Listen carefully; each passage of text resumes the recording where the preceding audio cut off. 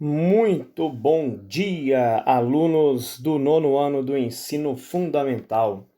Aqui é o professor Michel, estou gravando essa aula de geografia, semana 2 do nosso PET, Plano de Estudo Tutorado.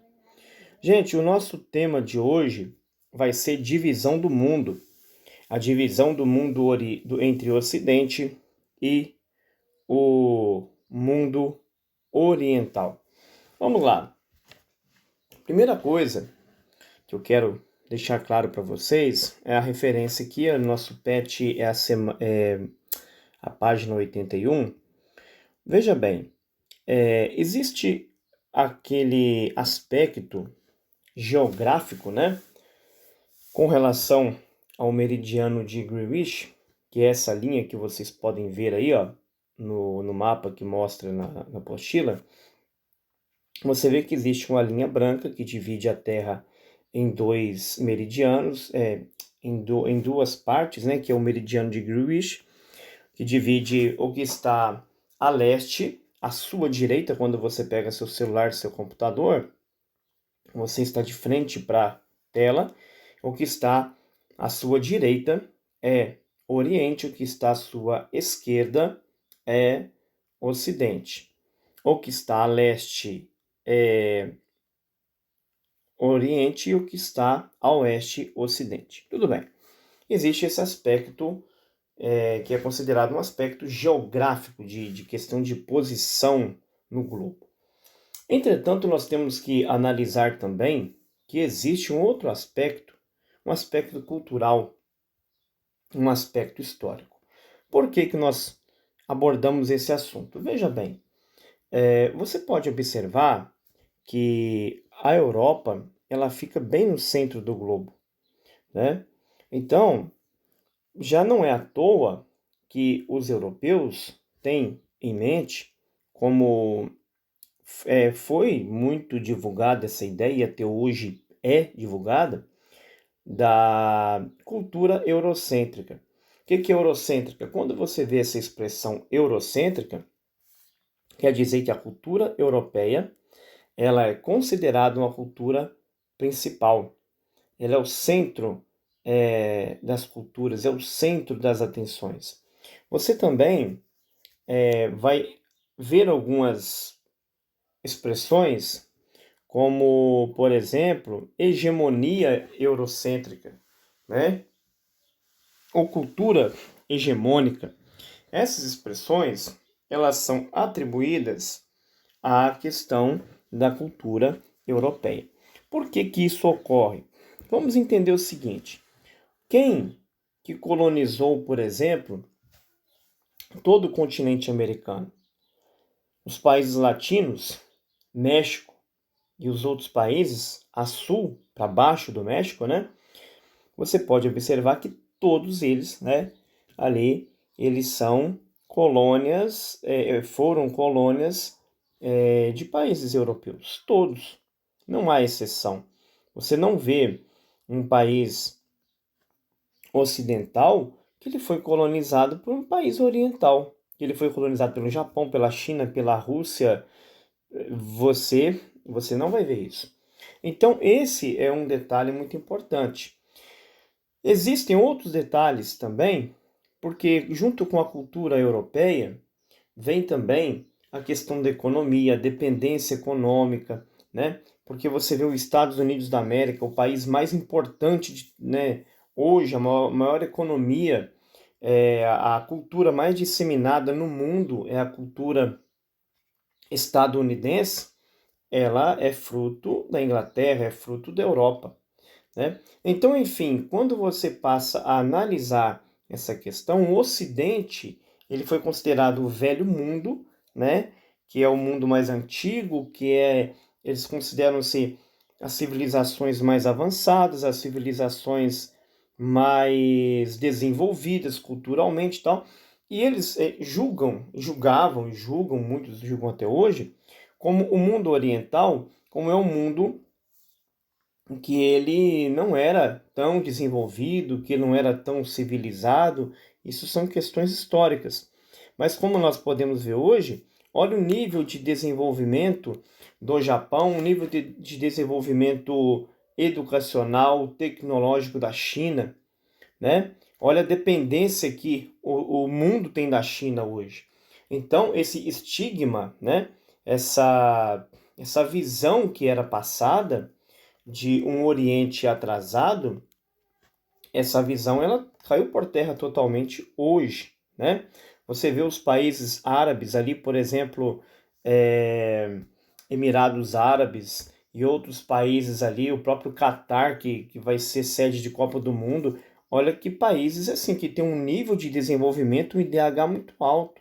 São países que têm construção, engenharia, uma arquitetura totalmente desenvolvidos. São países ricos. A Arábia Saudita hoje, por exemplo, ela dita, a Arábia Saudita dita, né? Não foi proposital.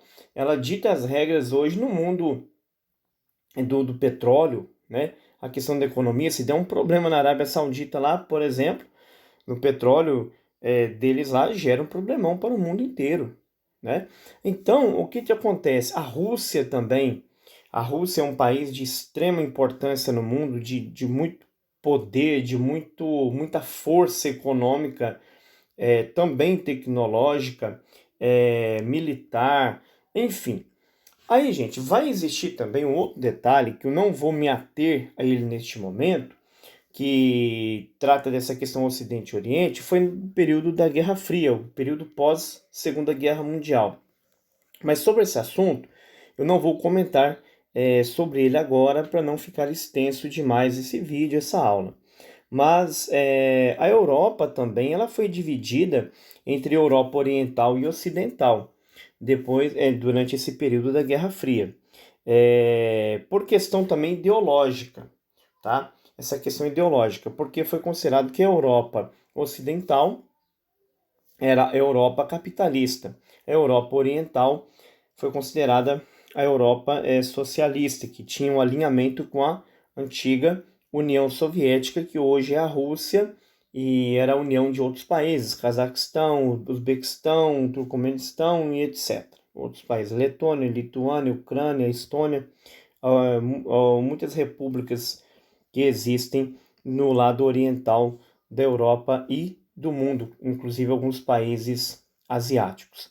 Mas enfim, gente, uma coisa que a geografia tem que trazer para vocês, que nós professores, é essa quebra de preconceitos também contra as pessoas, os estrangeiros, né? Porque às vezes é passado, talvez na mídia, às vezes é passado em alguns meios de informação, ainda essa visão eurocêntrica, que a Europa é o centro do mundo, que a Europa, tudo que vem da Europa e dos Estados Unidos é bom, tudo que vem da Rússia, da África, da China, do Japão é ruim. Gente, não é assim.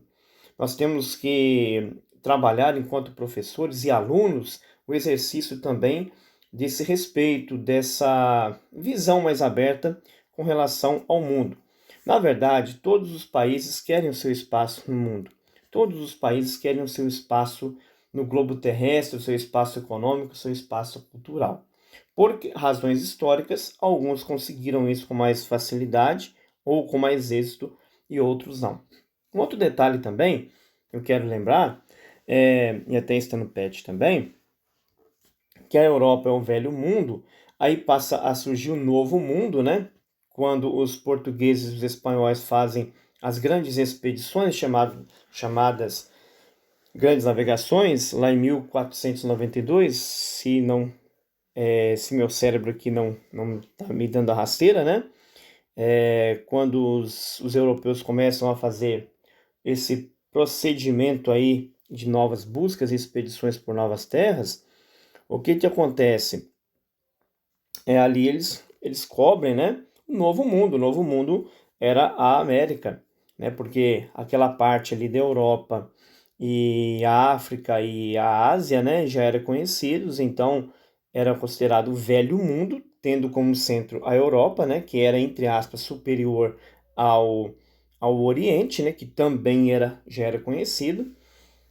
E depois, anos e anos, séculos depois, descobre-se o novíssimo mundo, que é considerado a a Oceania, Nova Zelândia, Austrália e os países da Micronésia e esses países ali da Oceania, tá?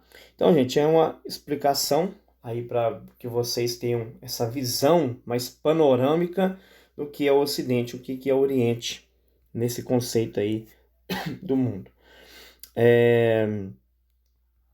Dois países também, né, até fala aqui no PET, né, que tiveram grande influência, né, grande influência aí no mundo, é a Grécia e Roma, né?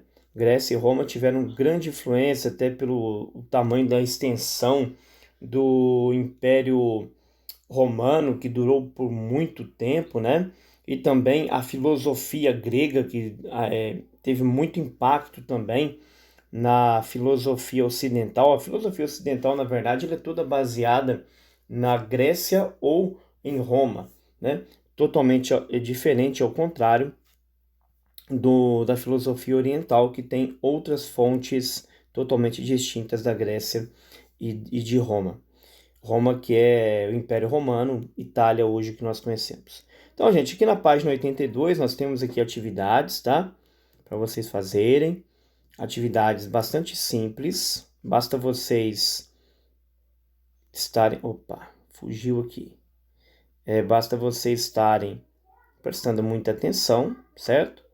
Nas atividades. Não estão difíceis. Página 83 também, ó. Não está difícil, tá? Basta você ouvir essa explicação com muita atenção e você pegar e ler aí o texto do PET. Vale também fazer pesquisas complementares, beleza? Essa foi a nossa aula de hoje sobre divisão do mundo ocidental e oriental e vamos aprofundar mais sobre isso aí nas próximas aulas, beleza?